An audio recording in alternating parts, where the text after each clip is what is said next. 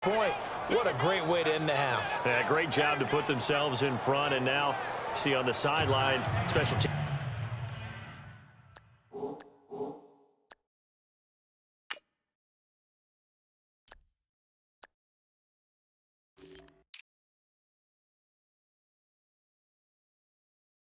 Defense scrambling, saying we want to preserve this for the final moments of this second quarter. Now here's Suckup out to kick it away. That'll be taken in the end zone. And no run back here. This will be a touchback, and it comes out to the 25-yard line. Now the Bears offense ready to take over again. And what do you think goes on here in this situation? If you got the football, you're trailing, you're back in your own territory with just a little time. Do you try something? You're thinking about jump-starting your team, right? You just mentioned it. They're down. They're trying to get back into the game. But you got to figure, if something goes wrong, you may have put yourself in a spot where you may not be able to come back in the second half. Managing risk, this is a big decision here. Now Glennon. His throw incomplete. The one thing that I've liked defensively is that they've shown him a lot of different looks here in the first half. They've come after him. They've sat back. I think that's what you need to do to keep an offense guessing. And they certainly have kept them on their toes. That's why they haven't had much success on the scoreboard. They'll set up to throw. And some room to roam now. Jones breaking from the contact.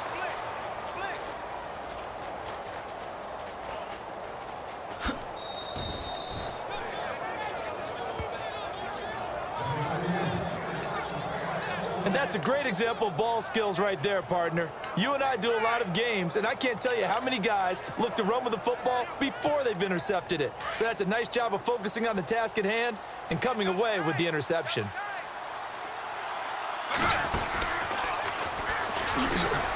And now running right through it. And he was able to shed the tackle, but the reserves come in for the stop. And before this second down play, we'll get a whistle, a signal, and a timeout, as they'll stop it with 17 seconds to go in this first half of action.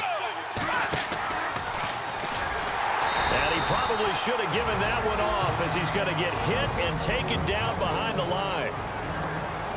This offense so far on third down, 0 for 3 to this point. They could use a conversion. This is going to be 3rd and 13. And a big collision there as he winds up flat on his back at the 18-yard line. And they're going to take a timeout defensively.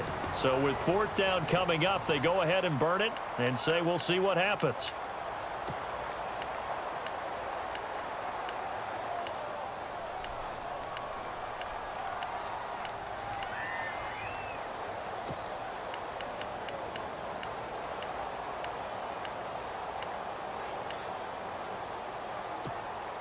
And now they're going to go for it. This isn't 4th and inches. This is 4th and 14. Let's go. They're going to try and throw. Eluding the pressure right. Room here to run. And he's going to have the first down at about the 38. And with just 1 second remaining in the first half, they'll call the timeout.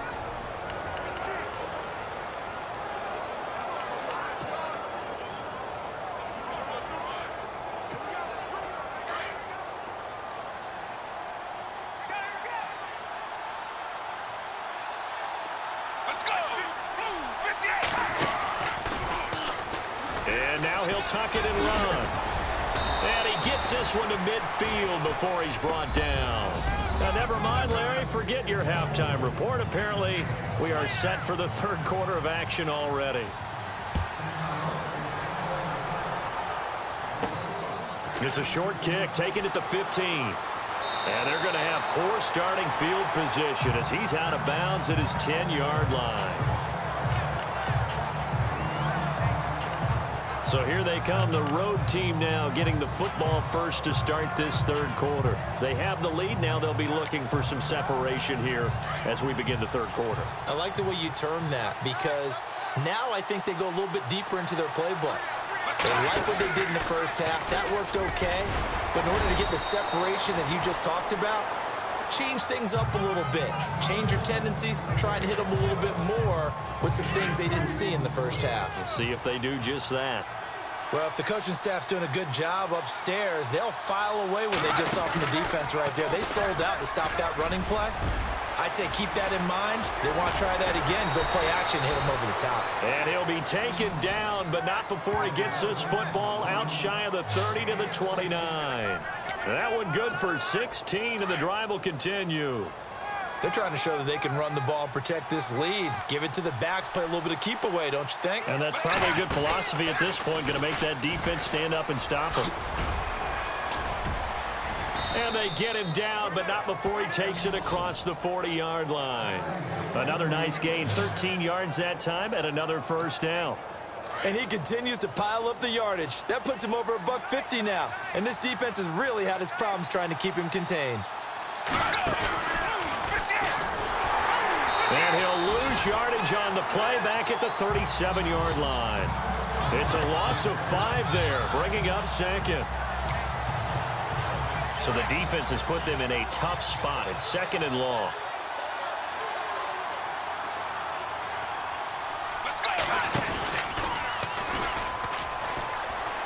Oh, he's got a little daylight. Oh, he slipped right by him. A good chunk on the ground on the keeper, 17 yards, first down.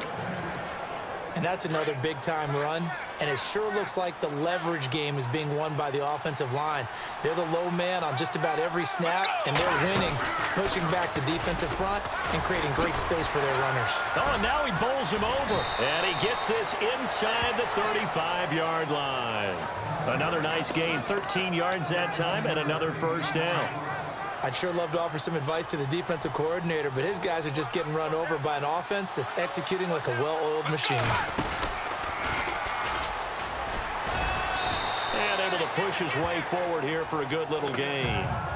Give him 4 yards there on the first down keeper. Tough running there. That's a hard-earned 4 yards. Yeah, those are the unsung kind of runs. They don't fill up the stat sheet, but they do set you up in good position on second down. And maybe the wrong read there as he's going to go down immediately. He lost 2 there, and it's third down.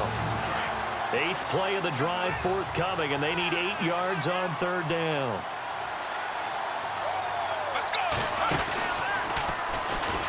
He can run for it, and he will. And now running right through it. And he's going to be out of bounds down inside the 20. And a solid job using his legs. 16 yards and a first down on the keeper. Looks to me like maybe there's a little attrition setting in with this drive, because when you see that type of a run, I get the feeling the defense gets a little bit tired. And that's the last thing they need, especially when they look up at the scoreboard. 2 yards the gain on the keeper, and it's second down. And third quarter here, you've got the lead. This is where that strong run game can really benefit you. Stayed in bounds there, kept the clock going. I like all the points you just made there. Oh, long drive. The defense just cannot seem to catch a break and get off the field.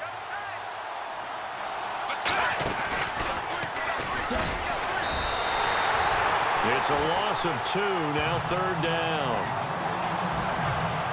And this situation with the lead fourth quarter, they're liking keeping the ball on the ground, I'm sure. That's just smart football, but you know the defense has to know it as well. They've got to stop them here.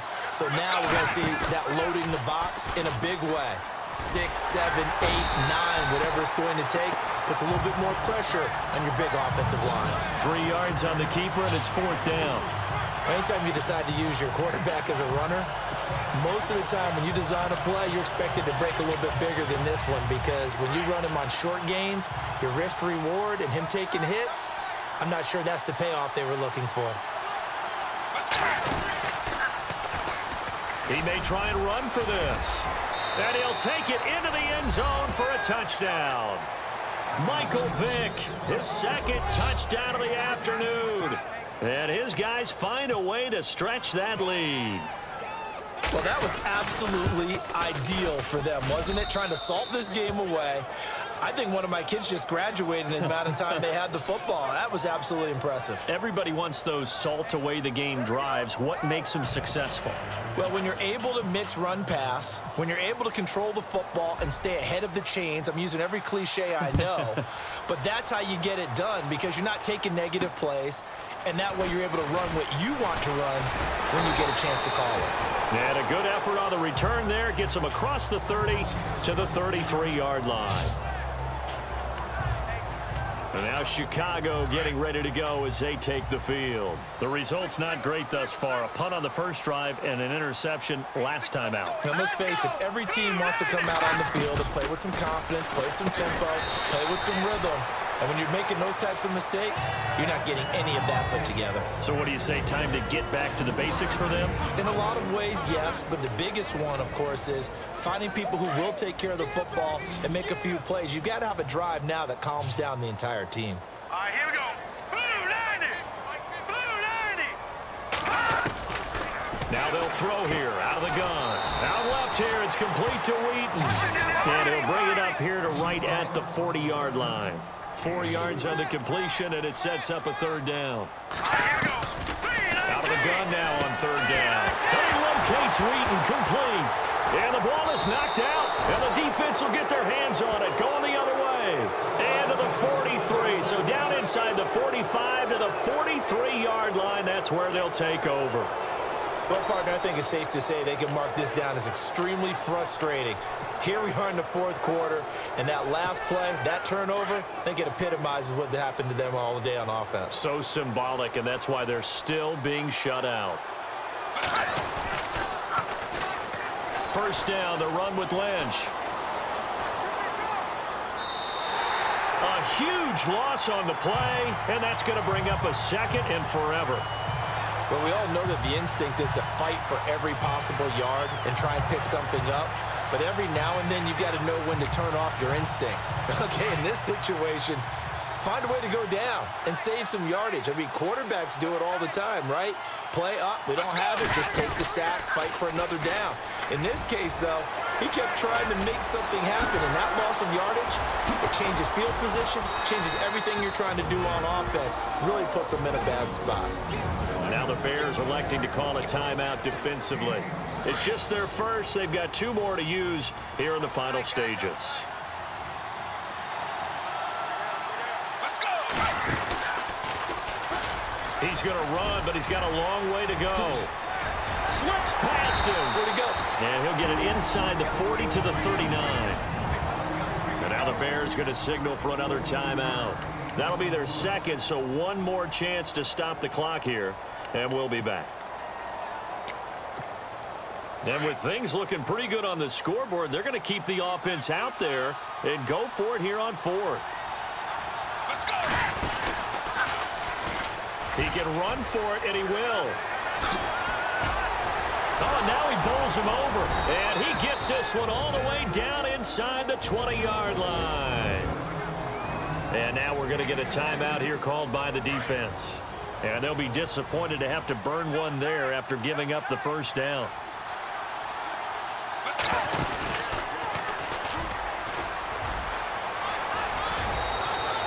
Back-to-back nice gains. That one for 14 yards and another first. Well, that's the fear any defense has when the quarterback gets involved in the running game. You don't usually account for him, and he's hurting them today. Yeah, he's been very involved in the running game. Defensively, when you've got the coverage good downfield, how do you account for him, though? Occasionally, you start to spy him. Take someone that's the same agility, who can dance with him.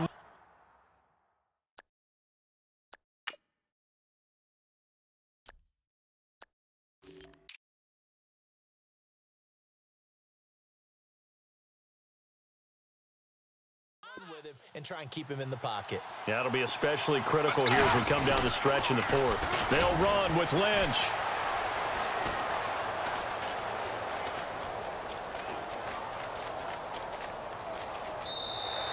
My word, it'll be nothing short of a monstrous loss on the play, and that'll bring up a second and goal. Charles, why didn't they just take the knee there? You're asking the question that I'm asking as well, because we've seen a lot of football where coaches decide maybe they get a little greedy. I don't know if they're doing it for stats or for what reason. We've seen it happen in college. And how about in the NFL? The miracle of the Meadowlands. All they had to do was take a knee and the game was over. The Giants ran it one more time. Ball popped free. Philadelphia picks it up and wins the game. What year was that? 1978. I think it was in November. The offense on third down, it's been a problem. Just 1 for 7 thus far. This is 3rd and goal. Let's go. He's going to run, but he's got a long way to go.